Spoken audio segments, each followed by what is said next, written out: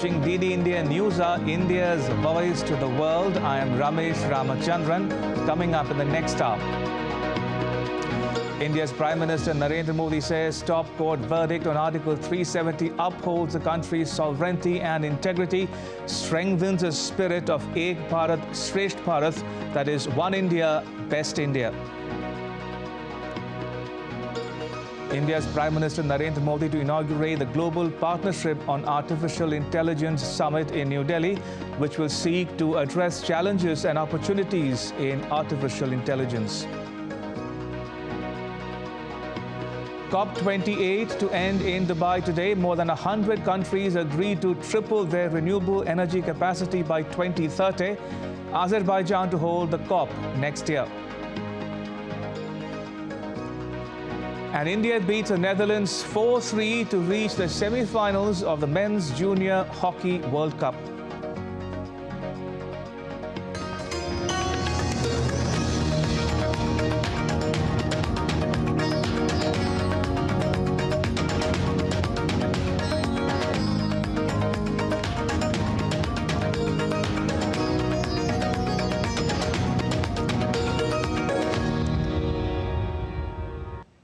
India's Prime Minister Narendra Modi, in a newspaper editorial, lauded the Supreme Court historic judgment on the abrogation of Articles 370 and 35A. In the article, PM Modi said, the verdict has strengthened the spirit of Ek Bharat Shresth Bharat, which means One India, Best India in Hindi. The court upholds the sovereignty and integrity of India. Today, every child in Jammu, Kashmir and Ladakh is born with a clean canvas. Because of these laws, distance was created between people belonging to the same nation.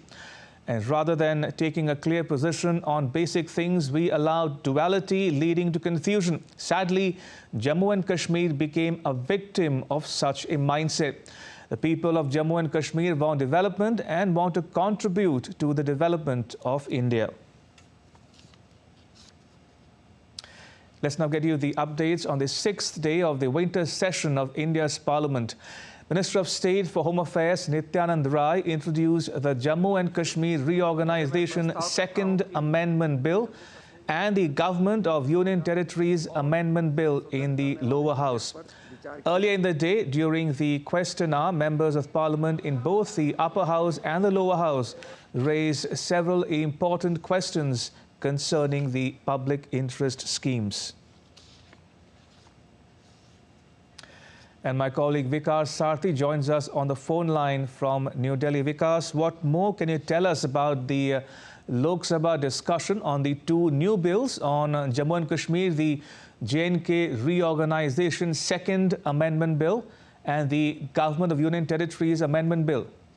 Right, Ramesh. So it's another important bill for Jammu and Kashmir. Yesterday we saw Home Minister Amit Shah gave a detailed reply on discussion of two previous bills related to Jammu and Kashmir, and today he has introduced the bill which will provide 33% reservation to women in Jammu and Kashmir Assembly. So again, it's a very big day for the valley, for the Union Territory of Jammu and Kashmir. Apart from it, just few minutes before, in the Rajya Sabha, Chairman informed that now House will discuss three new bills which have been introduced by the government to improve our criminal justice system: Bharatiya Nyaya Sanhita, Bharatiya Nagrik Suraksha Sanhita, Bharatiya Sakshya Sanhita. These three bills will be taken up together, and in the Rajya Sabha, 15 hours have been allotted for that particular discussion. So very important proceedings we are witnessing right now in both the houses.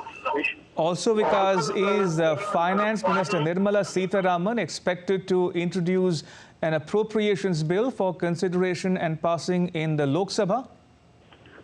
Exactly. The business list provided that there will be activity on part of our fiscal policy, like the Finance Minister will seek discussion and will also seek that House must pass the supplementary demand for grants for 2020. For 2023 and 24, and apart from it, two appropriation bills are also be taken up as per the business of the House. But since we are right now we are seeing that other bills are also being discussed. So if time allows, then certainly these two important business related to finance ministry will also be considered by the House. And if Lok Sabha takes up them for discussion, then it may further continue with this discussion tomorrow as well. All right, we'll leave it at that. Vikas Sarthi in New Delhi. Thank you for now. Appreciate it.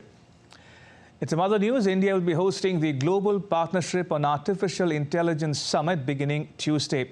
The GPAI is a forum of 28 nations and the European Union that's working together to address the challenges and opportunities of artificial intelligence and to promote its responsible evolution.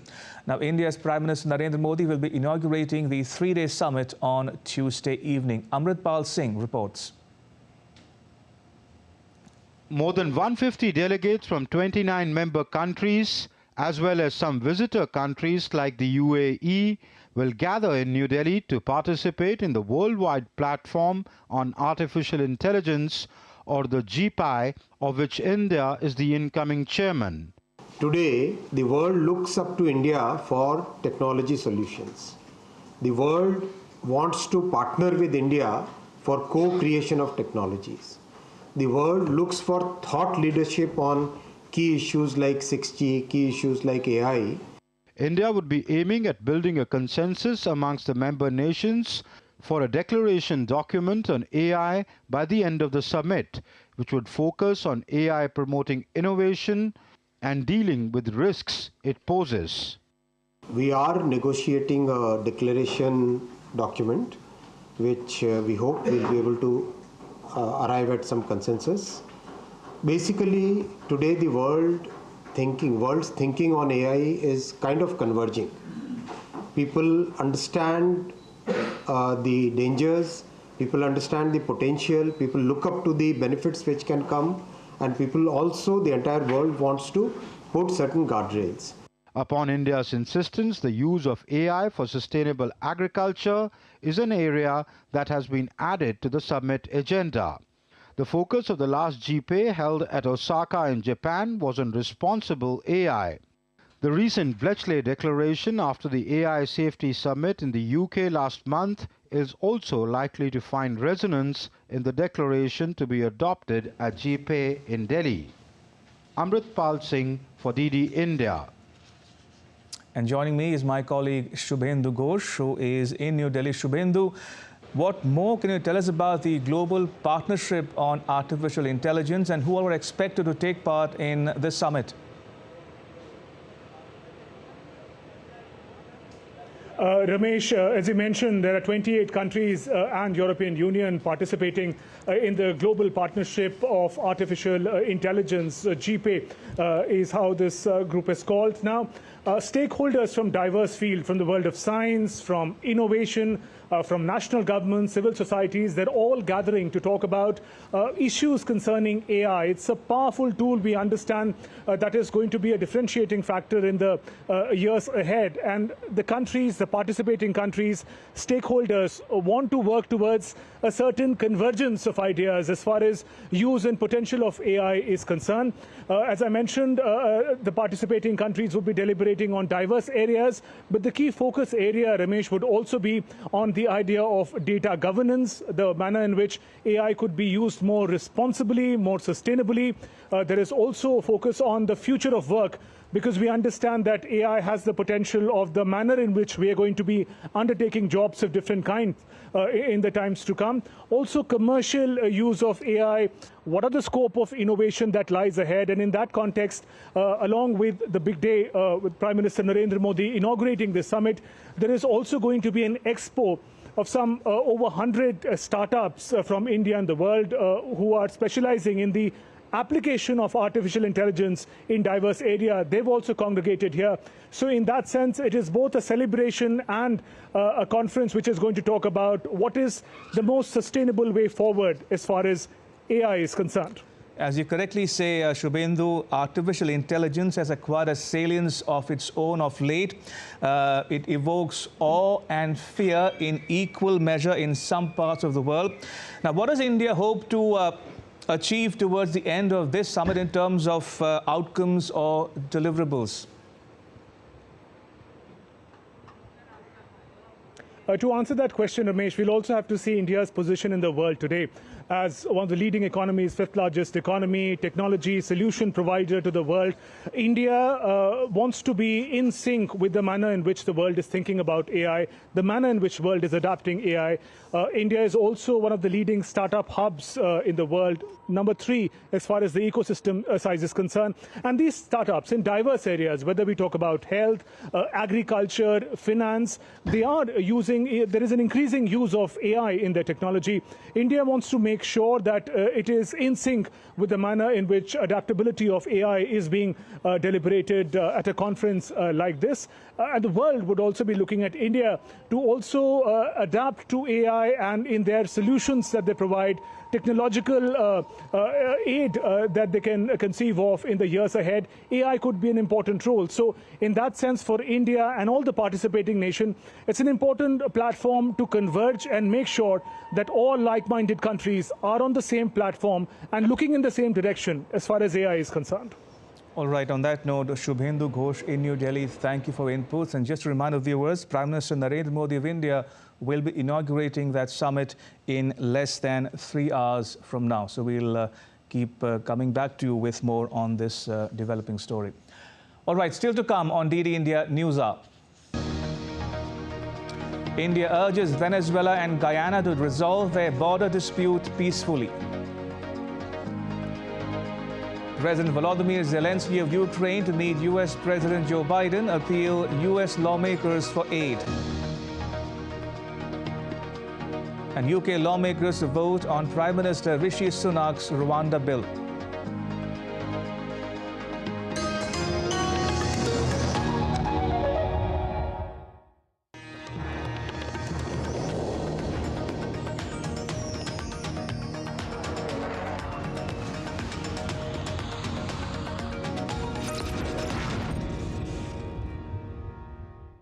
In a world that never stops, where information shapes our reality, one app stands out, helps you stay ahead of time. Introducing the DD India app, your gateway to a world of news right at your fingertips. Your most trusted source of news goes global, goes digital. Explore a world of options, top stories, live updates, in-depth analysis, and more. Stay informed wherever you are. Real-time alerts keep you ahead of the curve always. The DD India app, connecting you to the world, one story at a time. Download now and explore the world of knowledge, insights, and authentic information.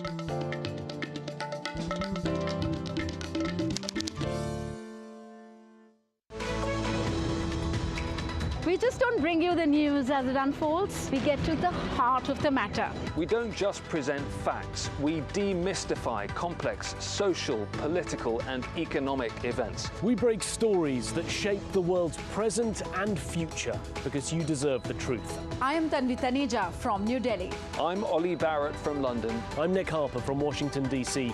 Join us on DD India Global Monday to Friday at these times.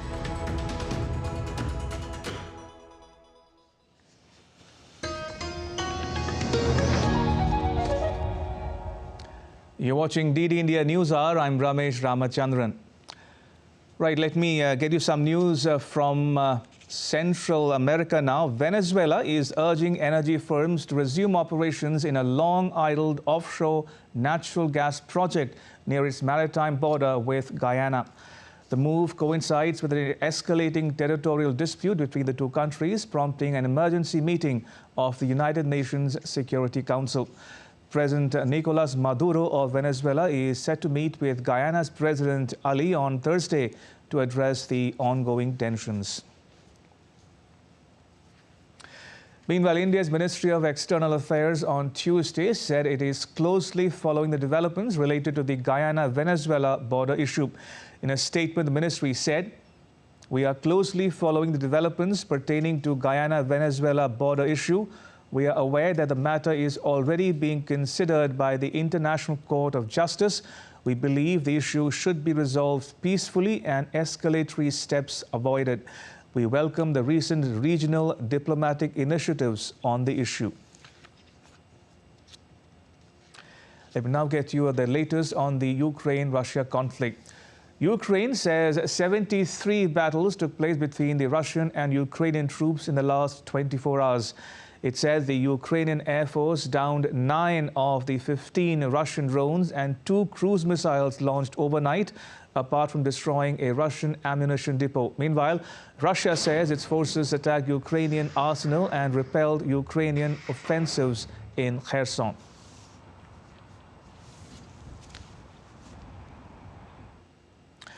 President Volodymyr Zelensky of Ukraine is expected to make a crucial pitch to U.S. lawmakers on Tuesday as the fate of billions of dollars of U.S. assistance for the country remains in limbo.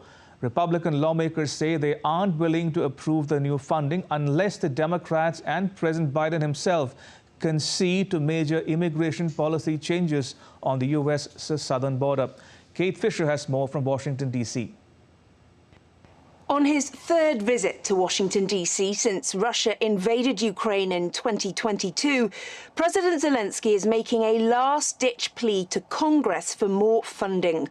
The White House says the visit will, quote, underscore the United States' unshakable commitment to supporting the people of Ukraine. But time is running out to see that support continue. Republican senators last week blocked $106 billion in emergency aid, which was primarily for Ukraine and Israel, because the package didn't contain the immigration reforms they demanded. US President Joe Biden's warned that a failure to pass the new funding would hand Russian President Vladimir Putin a victory and embolden him to invade more European countries. Congress has already passed billions of dollars worth of military and economic funding for Ukraine, but securing additional money to help it continue to defend its country against Russia has become harder, as more Republicans have questioned the scale of the funding and how it's being used. President Zelensky has not yet been invited to speak in the Republican-controlled House of Representatives, though he will meet the new Speaker of the House, Mike Johnson, and he's been invited to speak at an all-senators meeting on Tuesday morning. He's expected to give a press conference later in the day after his White House meeting with President Biden. Kate Fisher in Washington reporting for DD India. Right, the 28th session of the United Nations Climate Change Conference, or COP28, ends today in Dubai. On Tuesday, more than 100 countries have agreed to triple renewable energy capacity by 2030. Now, this would bring global renewable energy capacity to at least 11,000 gigawatts in the next 6 years. It would also require high investments, as the International Energy Agency, or the IEA, had hit $600 billion globally last year.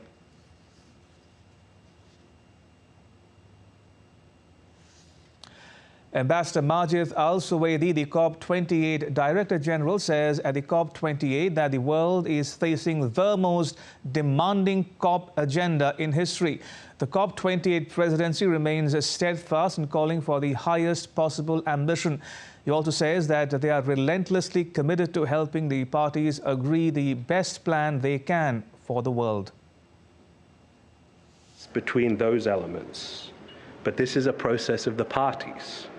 It's a question of how ambitious the parties truly are and where they want the balance to be. That is what we're negotiating about.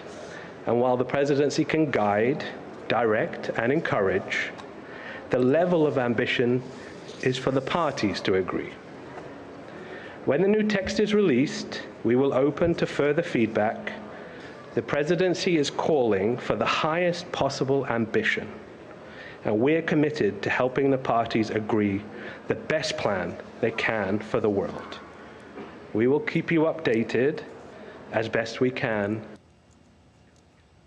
Meanwhile, the COP28 Climate Summit in Dubai on Monday approved a proposal to hold the next iteration of the annual event in the Central Asian Republic of Azerbaijan.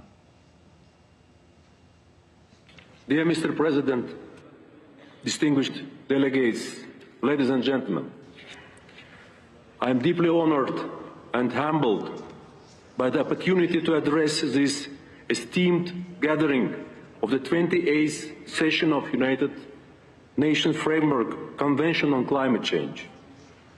Our sincere gratitude goes out to the Convention Secretariat and the host country, United Arab Emirates, for their tireless efforts in organizing this extraordinary event. The challenges we face demand collective action and dedication to the commonly agreed objectives and aspirations. Azerbaijan understands the critical importance of collaborative efforts to combat climate change. And joining me is DD India's John Beaver, who is in Dubai. John, a deadline set by the host UAE has lapsed without a deal. Do you think there is still time for a consensus on a new draft on the contentious issues such as phasing out of fossil fuels?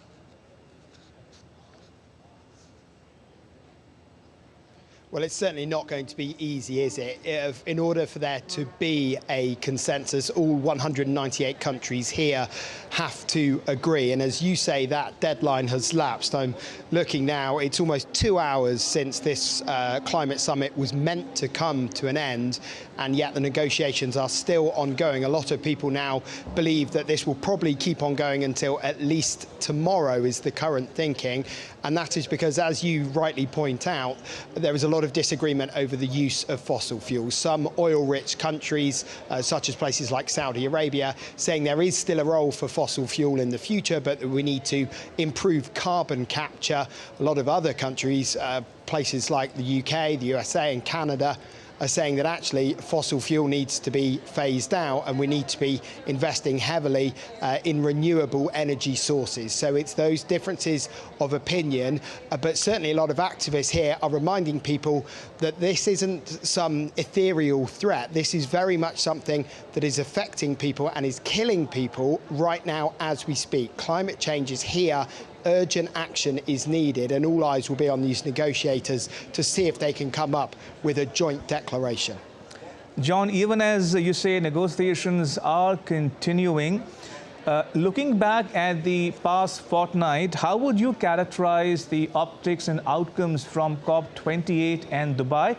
And also looking ahead to the next year's COP in Azerbaijan, what might be on the table in terms of ambition for the climate negotiators?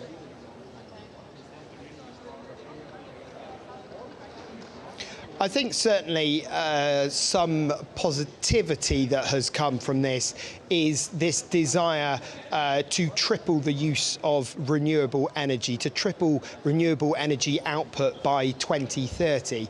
There are plenty of experts who say that renewable energy has, for the first time really, been front and centre of a COP summit negotiation. But then there are other people who say, well, actually, unless there can be an agreement on the whether it's phasing down or phasing out of fossil fuels, unless there's an agreement on that, then this COP will have failed. Some people saying, what's the point of even holding these if you're not going to get that global agreement from these oil-rich countries that say absolutely there is still a place for fossil fuels in the future, but that there needs to be better carbon capture. A lot of scientists disagree with that. A lot of other countries disagree with that. But of course, as well, what we might hear more about next year are these developing nations who say that they want to use less fossil fuels, but they can't really afford to make that switch, and that there needs to be better climate finance, there needs to be better better funding from the developed nations who have been historical polluters in the past to help these countries that are still developing, that they can't switch to solar or wind power overnight. They need more help with that. So that's a conversation that will continue. But in the short term, over the next 24 hours, we're expecting to hear a lot more about the wording of this potential agreement and whether there can be some agreement reached to do with the use of fossil fuels in the future. Right, so as John Beaver at the COP28 in Dubai says, the negotiations are continuing. One can never be sure. One can expect a breakthrough possibly in the next several hours. But for now, John, thank you. Appreciate it. Right, moving on to some other news now. Prime Minister Rishi Sunak of the UK is facing a battle to persuade Tory lawmakers to back his flagship Rwanda bill ahead of a key vote. The UK lawmakers will vote later on the legislation aimed at reviving the government's Rwanda migration policy. It was struck down by the courts in November. DD India's Ollie Barrett reports from London. It is a key day for Rishi Sunak's premiership, but also for his Rwanda legislation. He is spending the day trying to convince as many of his own Conservative MPs as possible to back him in this vote later. The difficulty that he has is that he has a group of right-wing Conservative MPs who say that the legislation potentially needs to be pulled and reworked. Some of them say they will vote for it, but it needs to be toughened up during later stages of the parliamentary process. Then there are others in the centre and on the left of the Conservative Party who say that they may be able to back the bill in its current form, but wouldn't be able to continue to support it were it to be toughened up in any way. And so the Prime Minister's being pulled in various different directions and has not very much room for manoeuvre. The idea behind the legislation is that it will deal with some of the concerns set out by Supreme Court judges when they ruled the Rwanda migration scheme unlawful last month. The idea of the scheme is to see some asylum seekers removed from the UK and sent to Rwanda for their claims to be processed there, partly as a deterrent to levels of illegal migration. No flights to Rwanda have yet got off the ground, and the Prime Minister believes that this legislation is key to seeing those flights starting to move ahead of the next UK general election. If Rishi Sunak were to have to pull this vote today, or if he lost this vote later on in the House of Commons, that would be a significant blow to his authority. Ollie Barrett in London, reporting for DD India. All right, now take a look at some more stories making news around the world. Japan's Fukushima District Court on Tuesday found all 3 defendants guilty of sexually assaulting former Self-Defense Forces soldier Rina Gunoi. According to the local media, the court handed down a 2-year sentence and suspended the convicts for 4 years. Residents in northeastern Australia brace for heavy rains and damaging winds from Cyclone Jasper, which is expected to make landfall in the next 24 hours. Jasper is forecast to intensify into a Category 2 storm with warning of flash floods in some areas. Authorities have set up evacuation centers and deployed more emergency crews. A residential building partially collapsed in New York City. Video footage received courtesy NYPD showed firefighters sifting through debris from the 6-story building, which was used for business and residential purposes. It was reported that there was no one inside the building at the time of its collapse.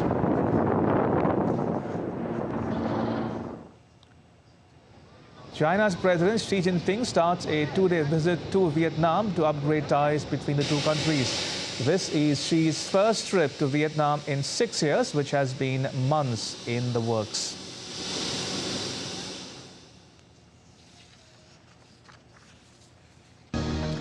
And still to come on DD India News Hour. The 20th Global Inclusive Finance Summit begins in India's capital, New Delhi. Taiwan says a Chinese naval formation led by the aircraft carrier Shandong sails through the Taiwan Strait on Monday. And Donald Trump dominates the Republican Party's 2024 election campaign, but Indian-American Nikki Haley gains momentum.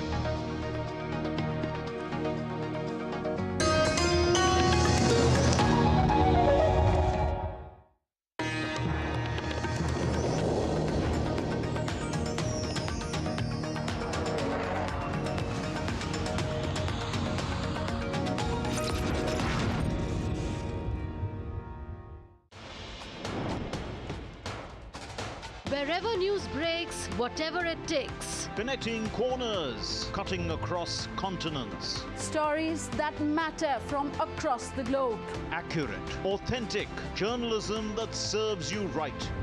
From politics to glamour, from sports to world affairs, with a fusion of aesthetics and substance. Introducing news in a new avatar. Experience the world through a new lens. Stay tuned to DD India for an exciting journey beyond borders.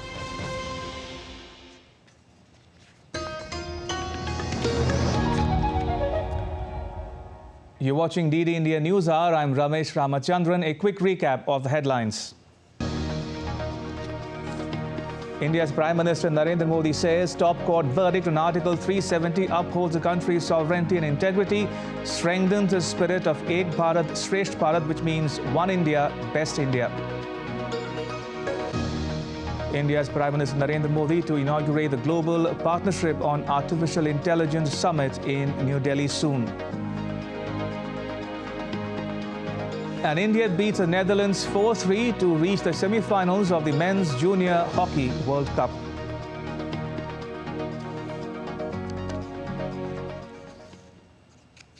All right, going back to the top story, India's top court's verdict upholding the Indian government's decision on Article 370. Before I bring in a guest for a discussion on what it means for the locals, I want to take a moment or two to help you, the viewer, gain a better appreciation of the issues at hand. First things first, you need to know is what was Article 370. Now, Article 370 gave a special status to the erstwhile state of Jammu and Kashmir within the Indian Union. It was included in the Constitution of India on 17th October 1949.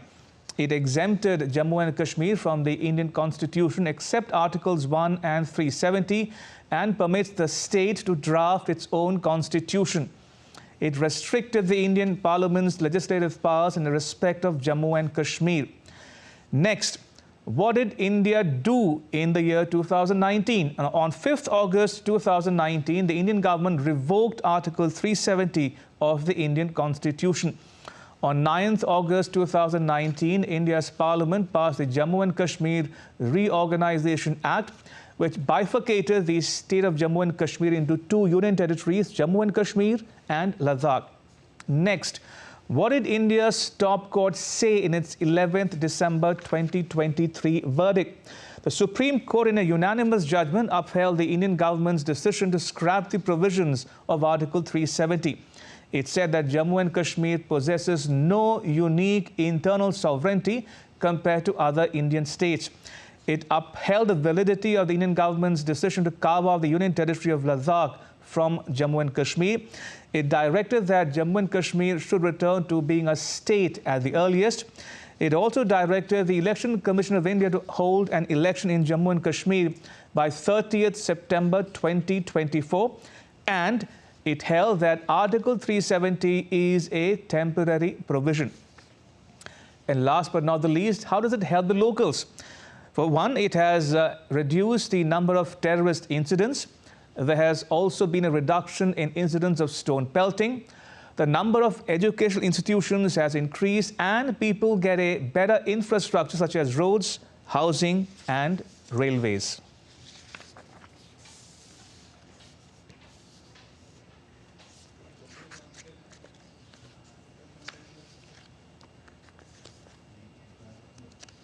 All right, joining me, Mr. Shekhar Iyer. He is joining us from New Delhi. Mr. Iyer is a senior Indian journalist.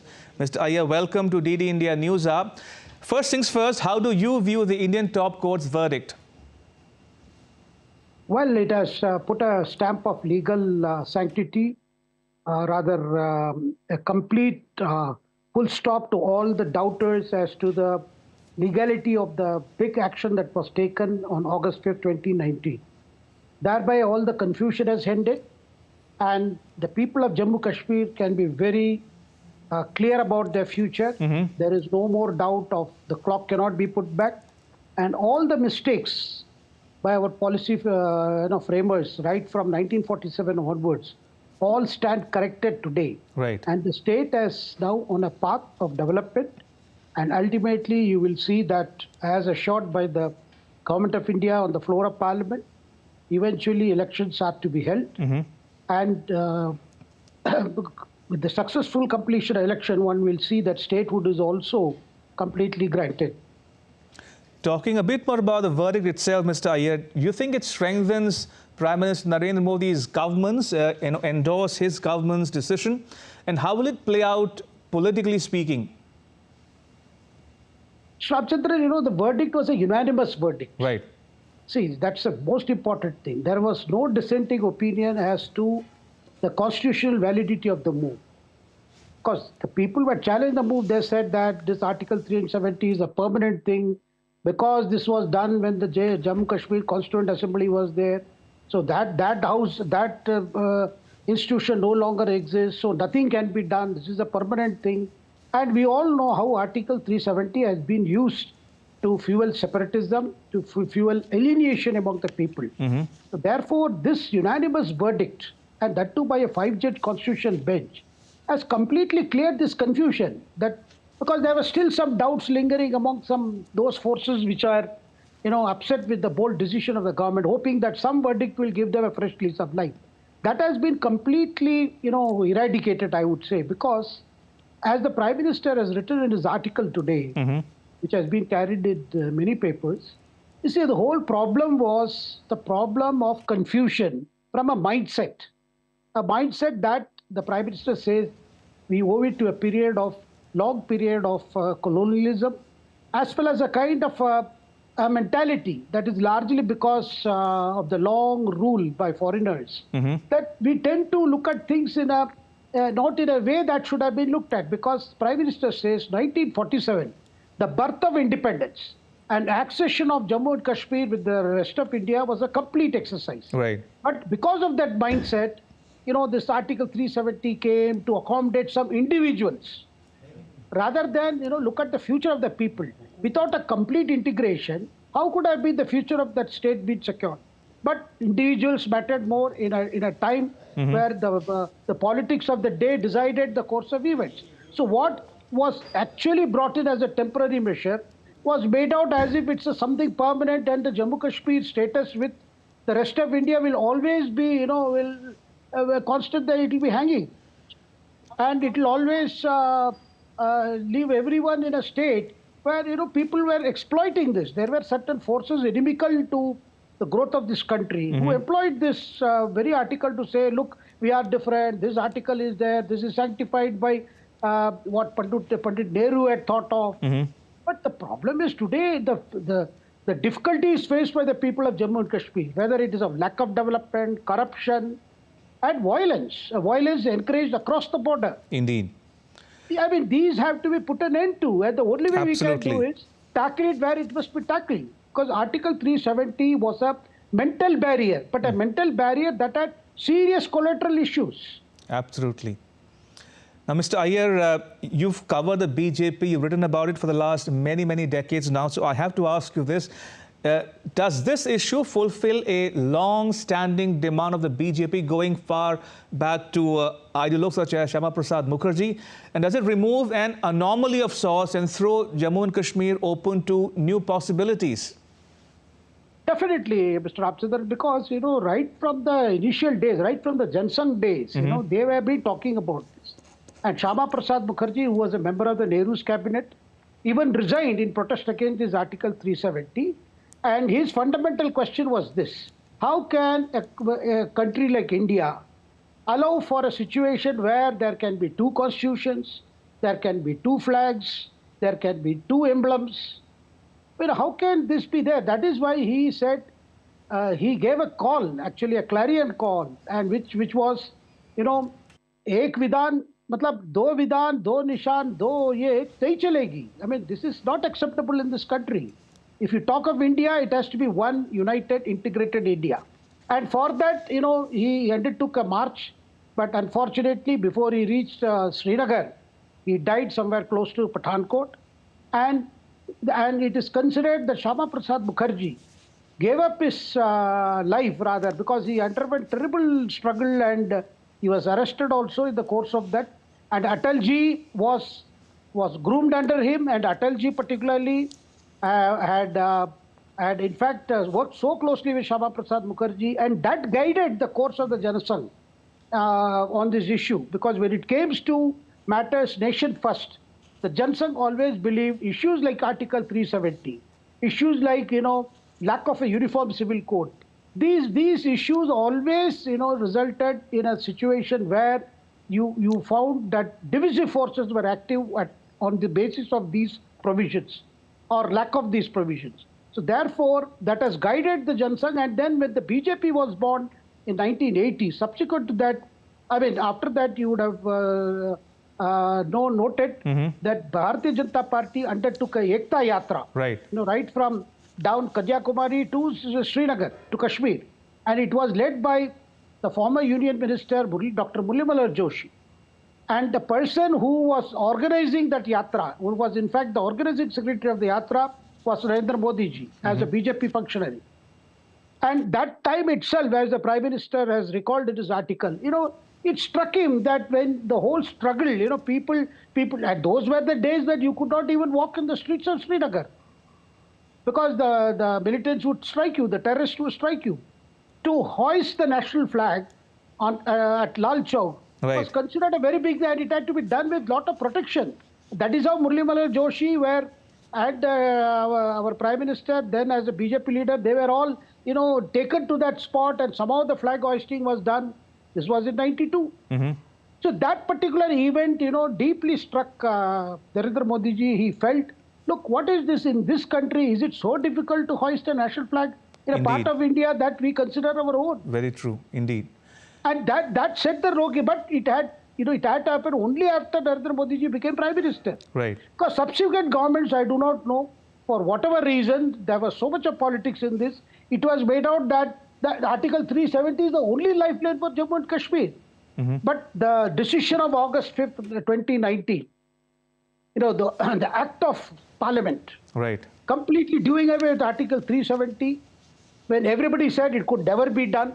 That has changed everything. Absolutely. See, in the last 5 years, so many things have happened in Jammu and Kashmir. Tourist traffic has increased, infrastructure work has speeded up. Indeed. Central laws have been applied there, and reservation for scheduled castes have been applied there, because none of these laws were there, because it was a separate entity within Union of India. Indeed. All right, we'll leave it at that. Mr. Shekhar Iyer, thank you so much for joining us and sharing your thoughts with our viewers at home and abroad. Thank you for your time. Much appreciated. All right, moving on to some other news now. The 20th Global Inclusive Finance Summit on Tuesday began in India's capital, New Delhi. Now, over the past 20 years, the summit has evolved significantly, making it the largest convening on financial inclusion globally. The summit features more than 120 thought leaders from within and outside India, gathering over 1,200 delegates from across several sectors. Speaking at the inaugural session of the Global Inclusive Financial Summit, Financial Services Secretary Dr. Vivek Joshi said that 67% of the Jan Dhan accounts have been opened in rural and semi-urban areas. 67% of the accounts are opened in rural or semi-urban areas, thereby addressing the much needed, much talked about rural-urban divide as far as banking services are concerned. Dr. Vivek Joshi also said that the only way to stop cyber frauds and crimes is awareness. He urged people associated with the financial sector should be aware and make the customers aware regarding the same. Cyber security and cyber frauds is another area of concern for all these accounts, and as a matter of fact, for any of the accounts. These are the areas where, we have banks which are working, RBI is working, NABARD is working in these areas by tightening their systems. But the main, I would say, resistance to cyber security and cyber fraud will come with increased awareness. And the people who are sitting here, I think you are in best positions to make the customers aware about these three things: the inoperative accounts, get them KYC done, then about nominations and cyber fraud or cyber fraud issues. The Viksit Bharat Sankalp Yatra camp was organized at New Ashoknagar in India's capital, New Delhi, under the central government initiative. Camps for the Ujjwala scheme, PM Swanidhi, health, Aadhaar, post office camps along with TB eradication and others were set up. Banks also established their presence with Kamal Kumar Sehgal, lead district manager, Punjab National Bank, East Delhi, enlightening the attendees on the array of beneficiary schemes available. We are here for the camp for the Viksit Bharat scheme. In this camp, we are opening the zero balance accounts of the customers and general accounts of the customers. And we are also providing social security scheme, Pradhan Mantri PMJJVY, Pradhan Mantri Jeevan Jyoti Bima Yojana, and other related banking products. With a firm resolve to making India a developed nation by 2047, the Viksit Bharat Sankalp Yatra reached Khurda district in India's eastern state of Odisha. The program witnessed a large gathering and locals were informed about the benefits of central government welfare schemes. The Viksit Bharat Sankalp Yatra is being undertaken across the country to attain saturation of flagship schemes of the government by ensuring that the benefits of these schemes reach all targeted beneficiaries in a time-bound manner. And now take a look at some other stories making news in India. India's President Draupadi Murmu on Tuesday graced and addressed the second convocation of the Indian Institute of Information Technology, Lucknow. President Murmu also conferred 7 gold, silver and bronze medals to the meritorious students. A 6-member central committee convened for a consultation session to evaluate the impact on different rain-affected areas in the South Indian state of Tamil Nadu. The meeting included secretaries and officers from departments such as Revenue, Finance, Transport, Highways and Police, according to sources familiar with the matter. A fund managers survey, or FMS, conducted by the Bank of America has found that Japan and India are the most favored investment markets in the Indo-Pacific region. Now, Japan solidifies its place at the top of the preference stack. Japan is followed by India, while Thailand, China and Australia remain much lower on the list. The global FMS also showed that while investors remained cautious on macro, they have turned bullish on interest rates. The investor playbook for 2024 revolves around soft landing, lower rates, weaker US dollar and large cap technology stocks. Many say they would average China and then leverage. The FMS shows investors have cut cash infusion from 5.3% to 4.7%, the lowest in 2 years. The latest survey showed global central banks may have passed their peak hawkishness. However, the effects of these synchronized monetary restrictions are still evident.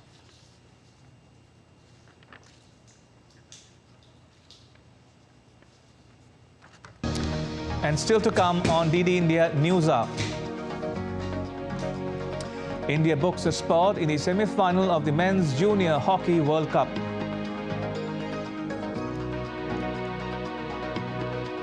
Bayern Munich to take on Manchester United in the Champions League today.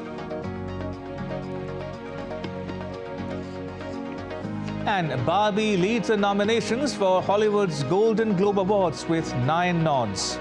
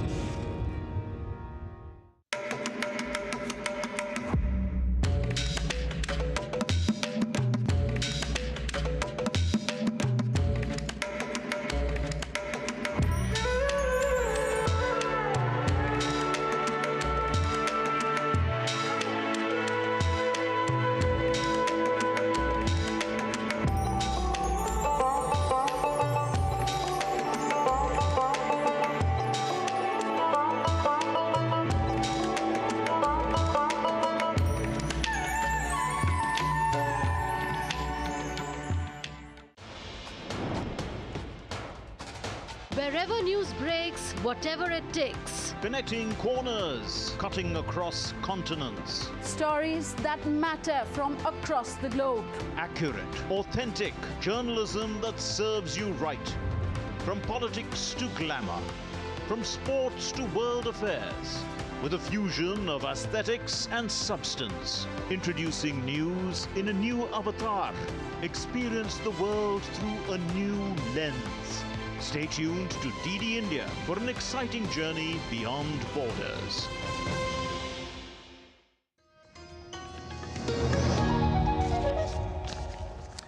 You're watching DD India News Hour. I'm Ramesh Ramachandran.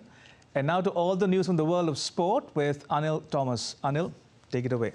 Thank you, Ramesh. Taking a look first up at hockey, the Indian junior men's hockey team have booked a spot in the semi-finals of the FIH Hockey Men's Junior World Cup in Malaysia. They defeated the Netherlands 4-3 in the quarterfinals on Tuesday. India trailed behind the Netherlands by 2 goals in the half during the lemon break, but a fight back in the second half ensured that the score was 3-2. Saurabh Anand equalized for India. Following that, Captain Uttam Singh led from the front and gave India a 1-goal cushion in the dying moments of the match.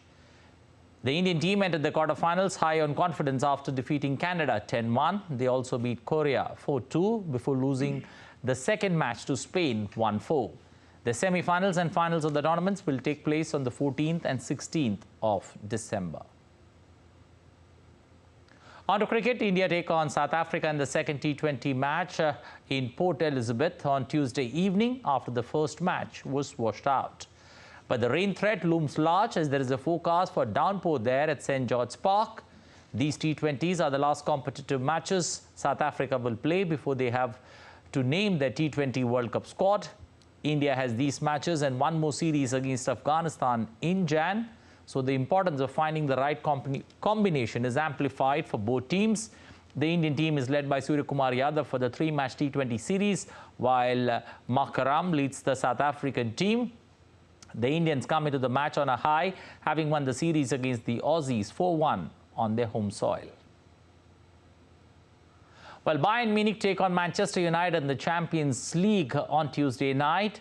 Bayern have already won Group A to secure a last 16 berth, while English club Manchester United are bottom of the table and must beat the Bundesliga champions to stand any chance of joining them in the knockouts. United might have hoped that Bayern would be less fired up for the Old Trafford clash, but the debacle against Frankfurt means Thomas Tuchel's side will be wounded and dangerous. Bayern have 13 points from the 5 games in Group A and beat United 4-3 at home, while the hosts must win and hope that Galatasaray and Copenhagen draw their game later tonight. On to updates from Khelo India Para Games.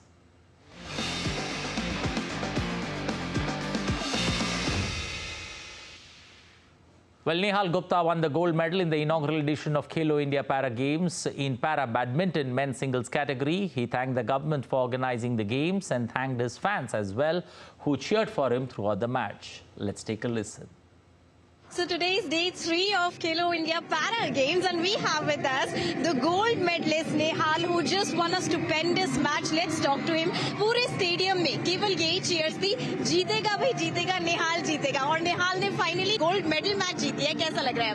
मेरे को बहुत ही अच्छा लग रहा है. इतना support मेरे देख के बहुत अच्छा लग रहा है और दिल्ली में देख के बहुत अच्छा लग रहा है. मेरे को बहुत खुशी हो रही है, गोल्ड मेडल जीता है. पहली बार खेलो इंडिया पैरा गेम्स को देखते हुए आप क्या कहना चाहेंगे इस पूरे अरेंजमेंट के बारे में और जिस तरीके का इनिशिएटिव सरकार ने लिया है? खेलो इंडिया पैरा गेम्स तो हमारे लिए बहुत इंपॉर्टेंट था. इस बार गवर्नमेंट ने सोचा हमारे लिए भी, तो बहुत अच्छा लग रहा है. और अरेंजमेंट तो बाकी बहुत अच्छे थे, सब कुछ अच्छा किया गवर्नमेंट ने हमारे लिए. पैरा गेम्स के पहले सिंगल्स बैडमिंटन कैटेगरी मैच में आपने गोल्ड मेडल तो ले लिया है, लेकिन अब जो खेलो इंडिया है वो आपको और आपके बाकी टूर्नामेंट्स में कैसे मदद करेगी? वो हमें सपोर्ट करेगा और अच्छे से सपोर्ट करेगा. भले कोई भी सपोर्ट हो, फाइनेंशियली सपोर्ट हो या फिर टूर्नामेंट को लेकर सपोर्ट हो, वो हमें सपोर्ट करेगा गवर्नमेंट. एयरफोर्स के आपके लोग भी सभी देख रहे होंगे और उनको बहुत ही खुशी हो रही होगी कि पहला फ्रेंड्स है वो सब देखते हैं. अच्छा लगता है जब पापा को सुनने में आता है कि आपका बेटा यहाँ जा रहा है, यहाँ जा रहा है, तो अच्छा लगता है सुन के. मेरा यही गोल है कि ओलंपिक में मेडल अपने नेशन के लिए और भी टूर्नामेंट्स में इंटरनेशनल में मेडल लाना, गोल्ड मेडल लाना, तो ये मेरा अभी तो है, एम है मेरा. So this was Nehal who was talking about his excitement and cheer level because he has won the first gold medal of the para badminton games singles category, and now he is all set to celebrate this victory on a grand level. This is Deepika reporting from IT Stadium with camera person Saurabh Bakshi. Well, that's all in the world of sports. Back to Ramesh Ramchandran for more updates. Thank you, Anil. And in entertainment news, pink-fueled doll adventure Barbie is leading the nominees for Hollywood's Golden Globe Awards with 9 nods, more than the 8 for historical drama Oppenheimer. Barbie will compete for Best Comedy or Musical Film. Oppenheimer, starring Cillian Murphy, will face off for Best Film Drama. Now, this year, Globe winners will be chosen by a new non-profit organization named Hollywood Foreign Press Association. According to the organizers, the voting body now consists of 300 journalist members from 75 countries with 60% racial and ethnic diversity. The winners will be announced on 7th January.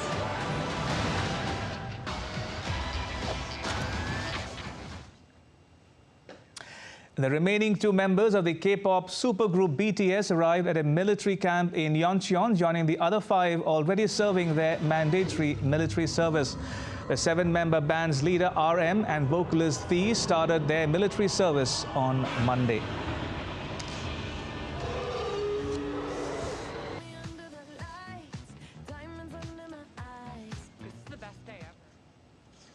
And with that, it's a wrap on this edition of DD India News Hour. Let us know your thoughts on the news of the day. You can connect with us on Facebook, X and Instagram. You can also check out our website, ddindia.co.in. We'll be back with more news as it breaks here on DD India. I'm Ramesh Ramachandran. From all of us here in New Delhi, thanks for watching DD India News Hour.